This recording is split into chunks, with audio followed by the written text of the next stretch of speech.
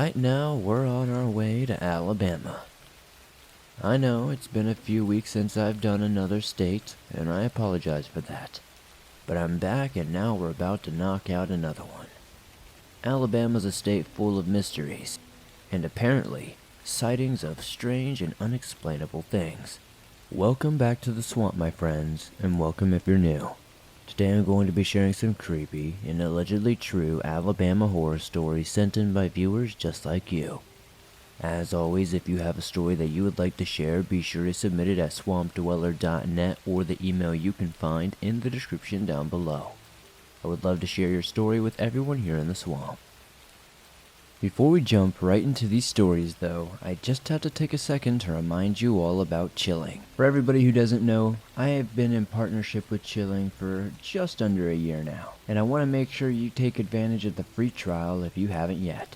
Chilling is the new home of horror, and an amazing mobile app that allows you to do things that are just not possible on YouTube, with hundreds of amazing stories that are sorted into curated playlists or playlists you can make on your own. Chilling is entirely flexible and customizable. Chilling also offers its one-of-a-kind ambience menu.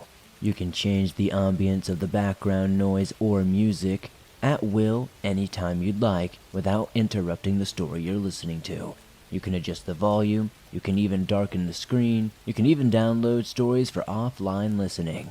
We cannot forget that Chilling offers over 800 stories. Hours upon hours of content from monsters, gore, paranormal, thrillers, true stories, and more. And this is all completely and utterly ad-free. That's right, no pesky ads to interrupt your stories. So what are you waiting for? Come join me, Mr. Creeps, Let's Read, Being Scared, and many more of your favorite horror narrators on the Chilling app. Start your free trial today. It's only $2.99 a month after that. Oh, one last thing. The Chilling app is currently giving away an Xbox X bundle, which includes an Xbox disc version, an additional wireless controller, Resident Evil Village, and Elden Ring. You can find details of how to enter this giveaway with the link in the description down below.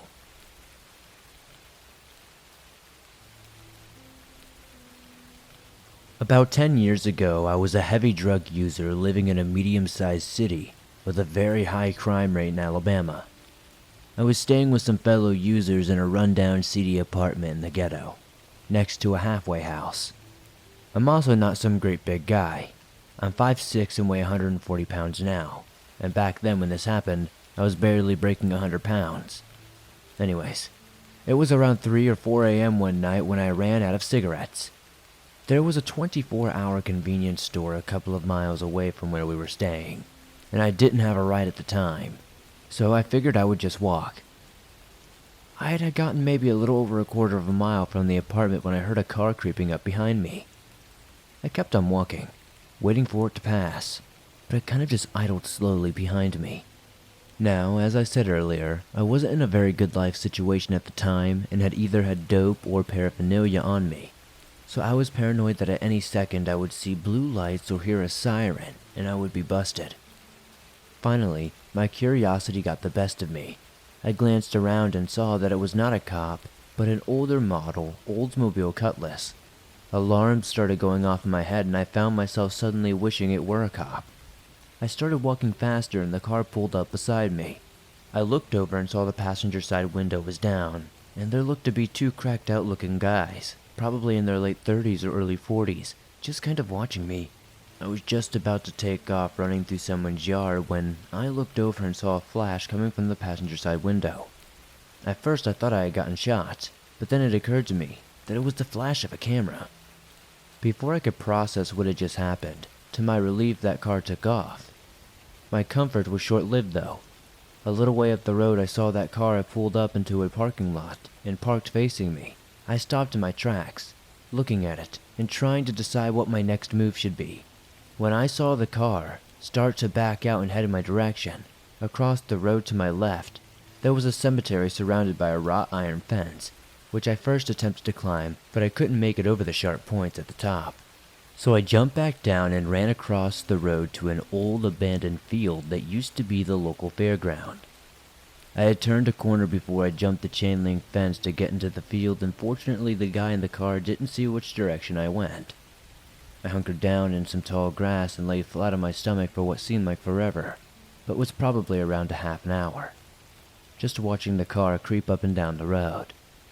Eventually I quit seeing the car, and I assumed they had given up on me, so I got up and dusted myself off and called a friend to come pick me up. No way in hell was I going to risk running into them again. So my friend showed up and gave me a ride to the store, and on the way back, right past where the first car got behind me, I looked down this old driveway to an abandoned house, and sure enough, there was the Oldsmobile, just ominously sitting there. I never ran into those guys or saw that car again, but then again I never really walked around after dark in that neighborhood again. I've racked my brain trying to figure out what their intention was and why they would take my picture, but I've never quite figured it out. If they hadn't been so cracked out looking, I would have considered they were just concerned citizens looking out for the neighborhood, since I too was extremely cracked out looking, but they were way too menacing for that to be the case, and if it was, why didn't they just call the cops? I'm also curious to see that photo, just as a reminder of how far down the gutter I was at the time, but not curious enough to seek those guys out. Anyways, thank you for sharing my story.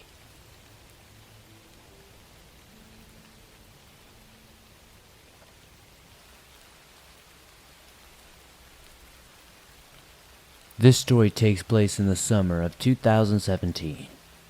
My name is John. I live in a rural part of Alabama, but choose to work in the city. The drive is about 45 minutes or so depending on traffic. However, by the time I pick up my son from the sitter, get dinner, and get home, I've been in the car for about an hour and a half. My house is surrounded by trees and the neighbors are few and far between. It can get pretty lonely out here, but I enjoy the privacy. One evening I pulled into my driveway and noticed something odd. The doors on my storage shed were wide open. I told my son to sit in the car as I got out to investigate. I didn't see anything missing and closed the doors back. I know the wind had not blown them open because it had two latches that must be open to get in. The next day, I looked around and much to my dismay, 2 weed eaters along with a few other garden tools were missing. I know I should have contacted the police, but I knew there wasn't much they could do at that point. Throughout the week I had some time off and decided to tackle some yard work that I needed to get done, which included cutting down a medium-sized tree that had grown next to my house. Once I cut it down and took everything out, I had to move it to the edge of my property, just inside the woods. I planned on cutting it up another day. Fast forward to the next Friday, I left work at 7 p.m., picked up my son, and we arrived home at around 8:30 p.m. As I pulled into the driveway, my son and I noticed something laying across the driveway. It looked as if a tree branch had fallen across my driveway. As I drove up to it though, I thought to myself, there are no trees over my driveway. Once I looked down and really got close to it, my heart sank to the bottom of my stomach. It was the tree I had cut down the other day. I had put it clear on the other side of my property until I could cut it up. I recognized the marking from my chainsaw. I didn't know what to do. My son and I sat there in silence for at least 5 minutes. I rolled the driver and passenger side window down just to get an inch closer and listened to hear if anything was out there. I didn't hear anything. I then realized for me to get to my house, I had to get out and move the tree. I told my son that I was going to get out and move it, just enough so that we could get past, and I would lock the doors. If anything happens, he could use my phone to call the neighbor who lived the closest. I darted out of my car and moved the tree slightly out of the way. and raced back to my car. I was terrified. Luckily, my son was on the ready to unlock the doors for me to get back in. I drove toward my house and we got in safely, and I didn't sleep much that night. The next day I woke up to find the tree was moved again, this time a few feet behind my car. To this day I'm still baffled at who or what could have done this, or what their intentions were. Next time I will be smarter and call the police. I do have another question that I cannot answer though. How did someone know where I put the tree after I cut it down? Whoever had done this had been watching me. I had put the tree in the woods. The thought alone enough is keeping me up sometimes.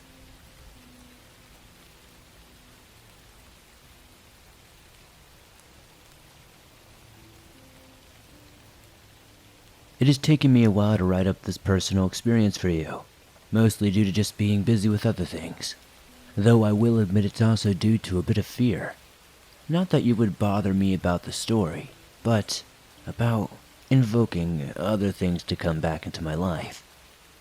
While I won't give you the specific location details, I suspect that a little investigation would lead you to the location.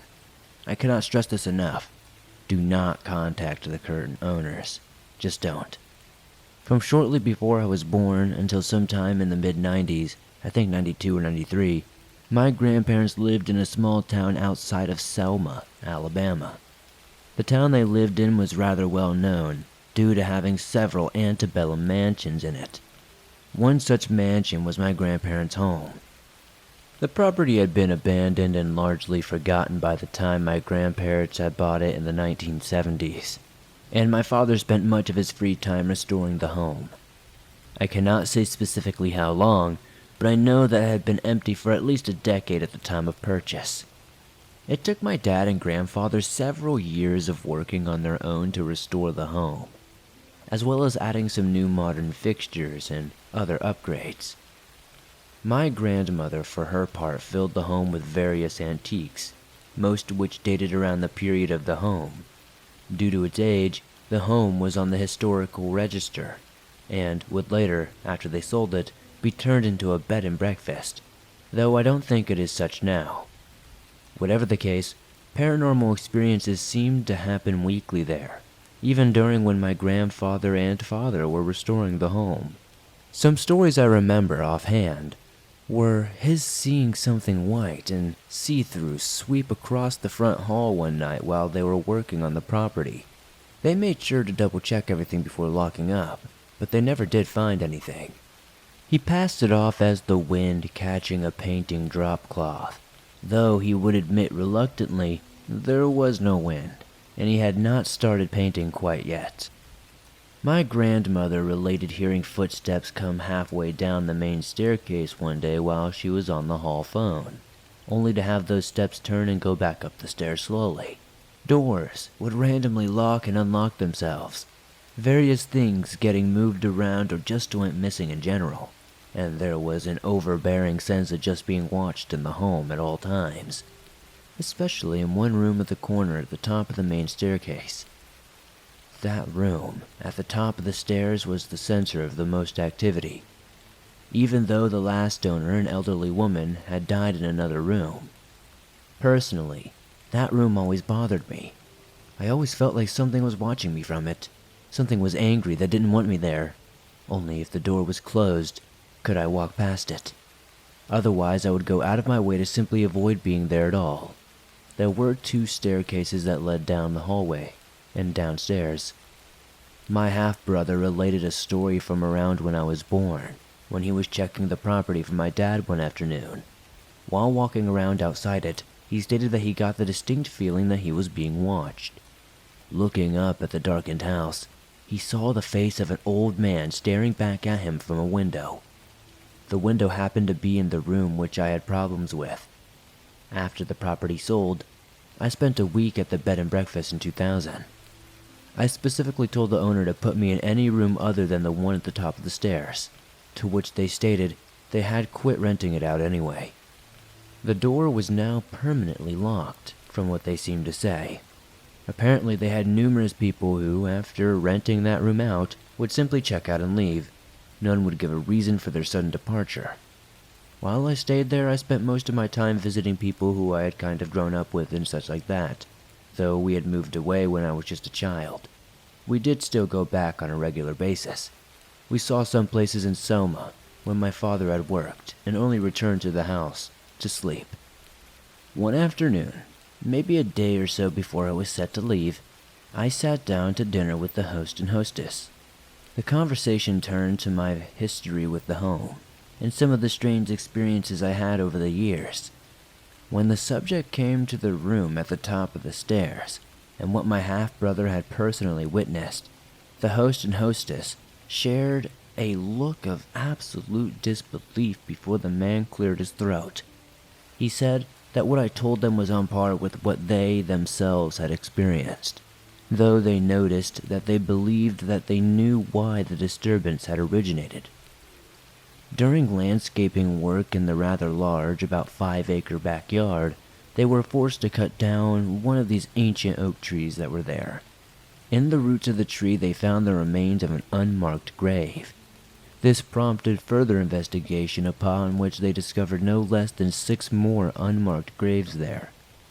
The remains were moved to a local cemetery, but were quite badly beat up, and while they wouldn't, and they refused to go into detail, tell me much of what they found there outside of that, they did make it quite clear that it was their belief that the unknown cemetery was directly tied to the spirits that were in the home. They also related one final ghost experience that makes me smile. I know this is the kind of thing that shouldn't, but it does. They note that the large barn which my grandfather built, it wasn't original to the property. It was apparently haunted. However, the ghost seems to just come and go on its own free will, and hasn't really done anything overly spooky. Rather, from time to time, people in the barn have noticed a distinct sound of old country or gospel music that sounds like it's being played on an old record player that seems to be centered around a small office located in the interior of the barn itself. The reason this makes me smile, well, that wasn't an office. My grandfather had built that little room, put a small cot in there, and a record player, where from time to time he would take a nap while listening to his records. He was the happiest when he was puttering around in his barn, usually with my grandmother at his side, while listening to those records of his. I can't help but feel that now that he has passed on, he went back to the old home he was happiest at. I guess it goes without saying he and my grandmother didn't want to sell the old home. Some of the family effectively forced that to happen, and, well, the fact that my grandfather and grandmother didn't live long enough after it sold makes me seriously feel the sale was directly tied to them dying in some manner. Now, as I said, as far as I know, the place is still very active on the haunting side. It is also a private residence now, so you might as well have a general idea of where the home is, but by no means you should not contact the current owners. I haven't done so since 2000 myself, and I do not know if it's still an Airbnb or not, and even if it is, I doubt the owners would want to become a ghost attraction. Anyways, thank you so much for sharing my story, and I hope you all enjoyed it.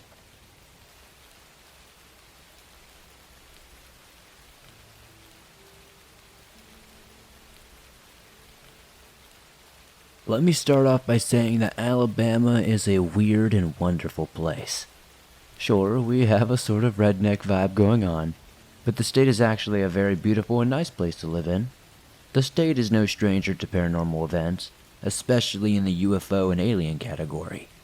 An example of this is the Falkville Metal Man. Interesting story there. Anyways, this experience came from my sophomore year of high school. At the time, movies like Guardians of the Galaxy and Interstellar sort of put my interest into space.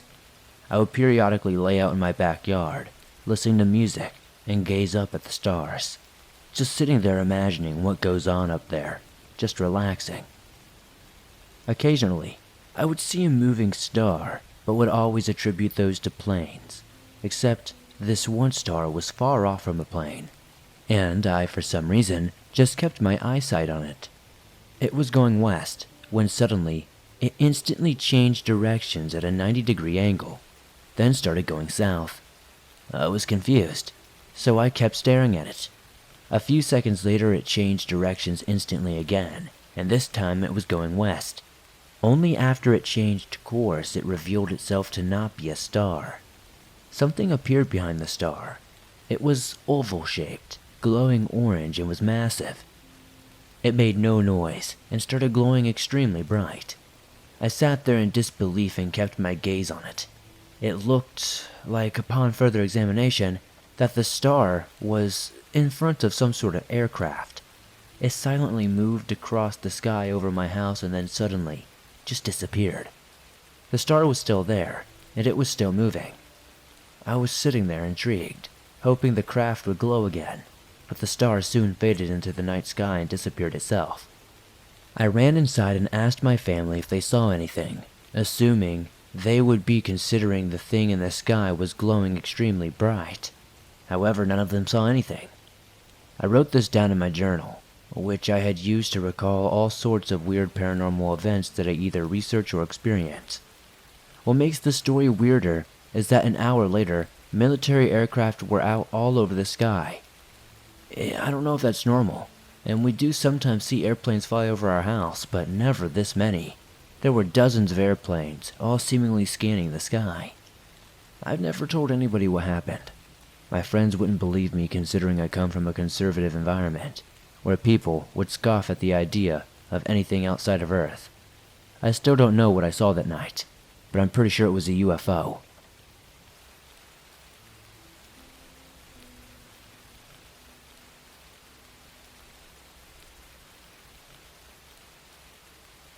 So some backstory.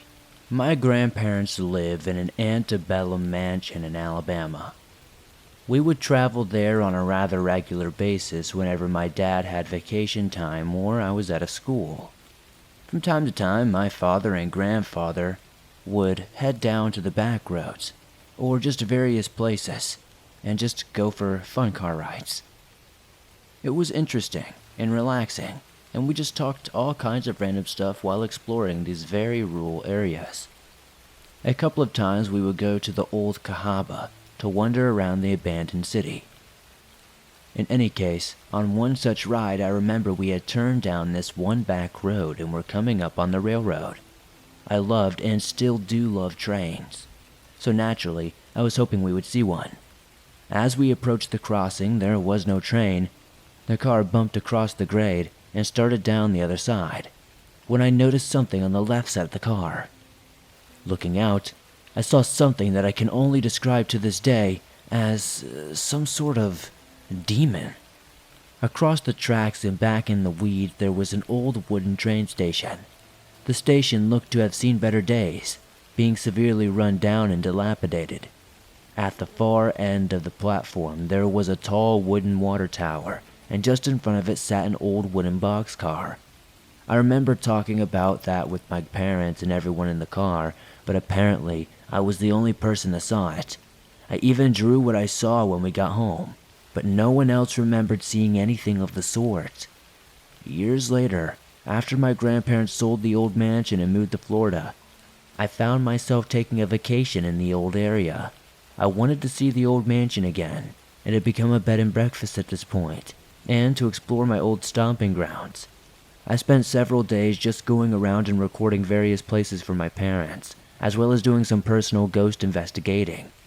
I did everything I could to track down the station, took a near infinite number of back roads, and not once could I find it. I even headed to Selma to check out the city's records, but even then I couldn't find any such evidence of this station. This place stood out in my mind. Even now it stands out. I know what I saw. I know that there was some sort of demon crouched in those reeds outside of that station with red glowing eyes.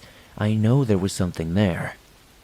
This, as well as a few other details I've not listed here, puts the existence of that station somewhere between 1865 and the early 1900s. I don't know. I definitely know I saw it, and maybe it's one of those things that travels through some sort of dimension. One thing I was able to see is that there was a train station demolished 30 years prior to me even being there, and what I don't understand is, how would I be able to see the ghost of some sort of building? Is that even a thing?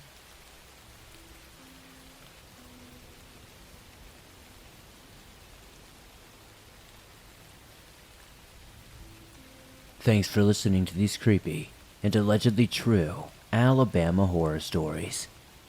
If you enjoyed these stories, please be sure to hit that like button, as it helps me out a ton. The more likes this episode gets, the more YouTube promotes it, and that's very helpful to the swamp. If you're new to the swamp, why not join us? Hit the subscribe button and turn on notifications to never miss a new episode, as I upload them nearly every single day. If you're listening to this on Apple Podcast or Spotify, be sure to give this a 5-star rating over there, as it helps us a ton. If you have a story that you would like to share in a future episode, whether it's a story from your home state or something different, Be sure to submit it at swampdweller.net or the email you can find in the description down below. I would love to share your story with everyone here in the swamp. It's stories like yours that help keep this show going on a daily basis.